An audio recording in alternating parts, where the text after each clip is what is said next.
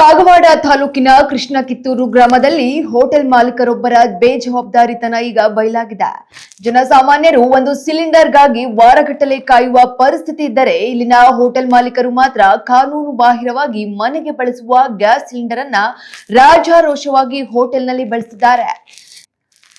ಸರ್ಕಾರದ ನಿಯಮಗಳನ್ನ ಗಾಳಿಗೆ ತೂರಿ ವಾಣಿಜ್ಯ ಸಿಲಿಂಡರ್ ಬಳಸುವ ಬದಲು ಅಗ್ಗದ ದರದ ಮನೆ ಗ್ಯಾಸ್ ಬಳಸುತ್ತಿರುವುದು ಸಾರ್ವಜನಿಕರ ಆಕ್ರೋಶಕ್ಕೆ ಕಾರಣವಾಗಿದೆ.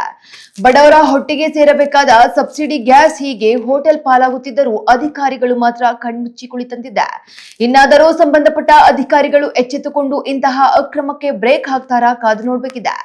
ಒಟ್ಟಿನಲ್ಲಿ ಲಾಭದ ಆಸೆಗೆ ಬಿದ್ದು ಸರ್ಕಾರದ ಸೌಲಭ್ಯಗಳನ್ನ ದುರುಪಯೋಗಪಡಿಸಿಕೊಳ್ಳುತ್ತಿರುವ ಇಂತಹ ಹೋಟೆಲ್ ಮಾಲೀಕರ ವಿರುದ್ಧ ಕಠಿಣ ಕ್ರಮ ಕೈಗೊಳ್ಳುವುದು ಇಂದಿನ ಅಗತ್ಯವಾಗಿದೆ.